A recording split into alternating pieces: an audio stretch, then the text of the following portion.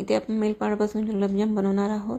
त्यासाठी milk powder घेतली आहे, त्यामध्ये दूध टाकून याची पेस्ट तयार करून घेऊ.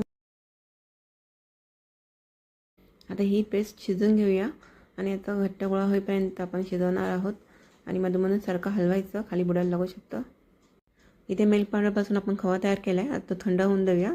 त्यामध्ये 2 चमच मैद्याचं पीठ, पाव चमच बेकिंग पावडर असं घालून मळून घेऊया. चांगलं एकजीव करून मऊसर गोळा करून घेऊया. आता इथे गोळा झाला आहे. आता याचे आपण गुलाबजाम छोटे छोटे करून घेऊया.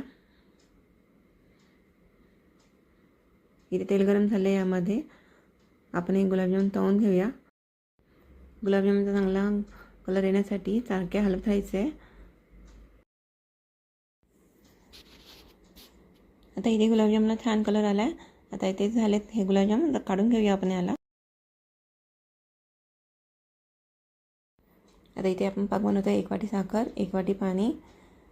आता ह्या पाकाला उकळून देऊया साखर वितळेपर्यंत. आता इथे वितळी आहे, यामध्ये वेलची पावडर घालून घेऊया. आता यामध्ये गुलाबजाम टाकून घेतलेत, हे 2 मिनटं उकळून देऊया. आता इथे उकळून झालेत, याच्यावर आपण झाकण ठेवूया. गुलाबजाममध्ये पाक गेला पाहिजे. आता याला भिजून देऊया.